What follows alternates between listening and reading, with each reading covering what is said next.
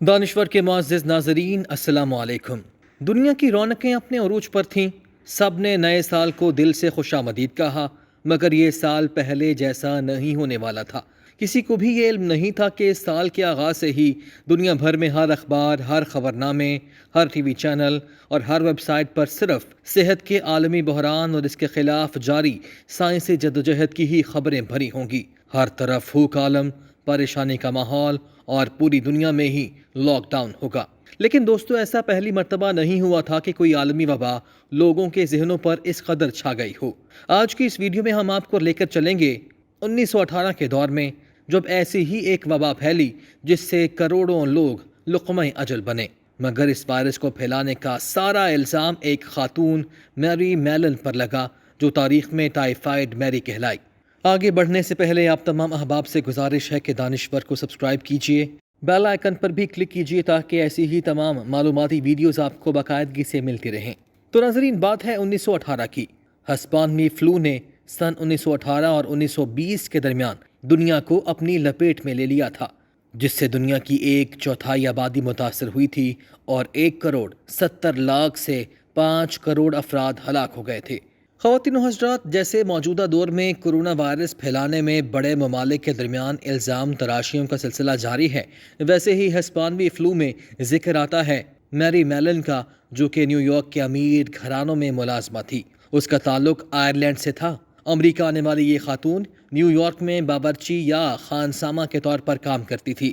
20ویں صدی میں ہلاکت، سازش اور تنازع کا باعث بنی تھی۔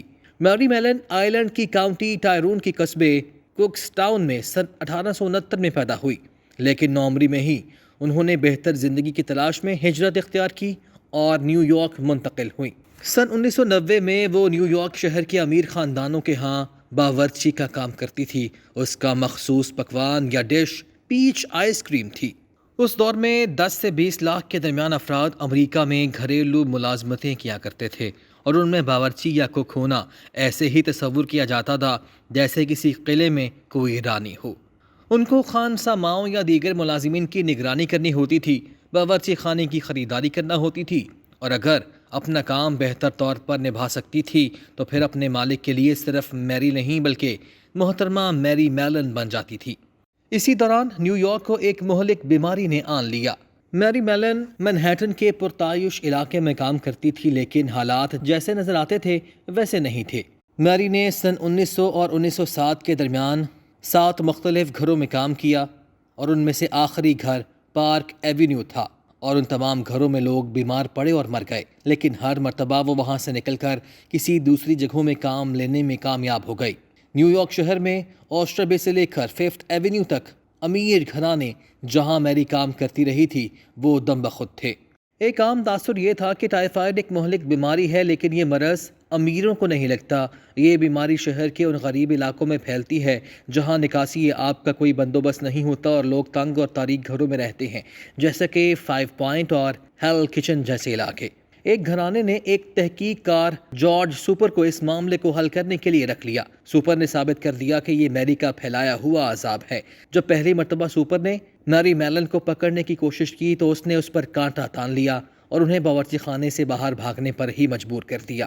میری میلن یہ ماننے کے لیے تیار نہیں تھی کہ وہ ایک ایسی بیماری پھیلانے کا باعث بن رہی تھی جس کا وہ خود شکار نہیں ہوئی تھی، لیکن مسٹر سوپر کا یہ اندازہ بالکل درست تھا کہ وہ ٹائیفائیڈ کے بخار کے جراثیم منتقل کر رہی تھی، لیکن اس میں خود اس کے خلاف مدافعت موجود تھی۔ میری میلن کو خود یہ بیماری نہیں لگی تھی، لیکن وہ اس کو دوسرے لوگوں میں منتقل کرتی رہی۔ نیو یارک کے حکام تنگ آ گئے اور سن 1907 میں میری کو حراست میں لے لیا، پھر شہر بدر کر دیا اور شہر سے باہر نارتھ برادر آئی لینڈ پر تنہائی میں بند کر دیا، یعنی 3 سال کے لیے آئسولیشن میں رکھا گیا۔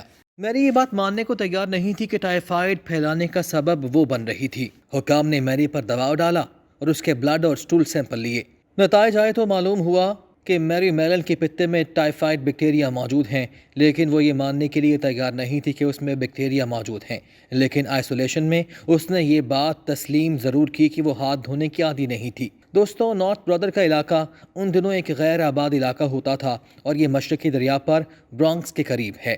میری میلن قید تنہائی میں رہیں انہوں نے اپنی قید کے خلاف قانونی چارہ جوئی کرنے کا بھی سوچا اور اپنے وکیل کو بتایا کہ جب انہوں نے کچھ غلط کیا ہی نہیں تو انہیں قید تنہائی میں رکھنا ناانصافی ہے۔ اس نے کہا کہ یہ ناقابل یقین بات ہے کہ ایک عیسائی معاشرے میں ایک بے گناہ عورت کے ساتھ ایسا سلوک کیا جائے۔ اس وقت کے نیو یارک اسٹیٹ کے health commissioner Eugene H Porter نے میری کو اس شرط پر رہائی دینے کا فیصلہ کیا کہ وہ کبھی باورچن کا کام نہیں کرے گی۔ دوستو، میری کا مقدمہ اخبارات میں ایک بڑے اشاعتی ادارے کے مالک ولیم رڈولف ہرسٹ نے اپنے اخبار میں اٹھایا، جن کا یہ مقولہ مشہور تھا کہ ان کے اخبار میں ہر کہانی ایسے شائع ہونی چاہیے جسے پڑھ کر لوگ اپنی جگہ پر کھڑے ہو جائیں اور ان کے منہ سے نکلے، او میرے خدا۔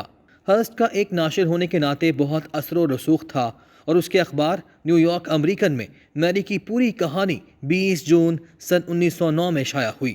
ہرسٹ کی طرف سے حمایت ایک دو دھاری تلوار کی طرح تھی۔ ہرسٹ کے اخبار میں میری کی خبر شائع ہونے سے انہیں خوب شہرت ملی، جس سے وہ وکیل کی فیس ادا کرنے کے قابل ہوئی۔ ہرسٹ شاید میری کے قانونی اخراجات بھی اٹھانے پر رضامند ہو جاتا، جیسا کہ وہ ایسے کئی دوسرے معاملات میں کر چکا تھا، جس سے اس کی اخبار کی شہرت میں اضافہ ہوا۔ دوستو، اسی اخبار کے رپورٹرز نے ٹائیفائیڈ میری کی اصطلاح استعمال کرنا شروع کی، جو ساری زندگی میری کے ساتھ رہی تھی۔ خواتین و حضرات، فروری 1910 میں ٹائیفائیڈ میری کو رہا کیا گیا۔ بعد میں میری نے گھروں میں کپڑے دھونے کا کام شروع کیا، لیکن چونکہ اس کام کے پیسے کم ملتے تھے تو کچھ عرصے بعد وہ نام بدل کر پھر سے باورچن کا کام کرنے لگی۔ اس نے اپنا وعدہ توڑا۔ اس نے ایک ہسپتال کے باورچی خانے میں بھی کام شروع کر دیا، لیکن بیماری اور موت کی اس کہانی نے اس کا پیچھا نہیں چھوڑا۔ پھر حالات بدتر ہونے لگے۔ وہ کتنی اموات کا باعث بنی، اس کا اندازہ لگانا مشکل ہے۔ جب حالات دوبارہ خراب ہوئے تو حکام نے ایک مرتبہ پھر سن 1915 میں، یعنی 5 سال بعد، اسے دوبارہ ڈھونڈ نکالا۔ میری کو دوبارہ قید تنہائی میں بھیج دیا گیا۔ وہ سن 1938 میں اپنی موت تک تقریباً 26 سال قید تنہائی میں رہی۔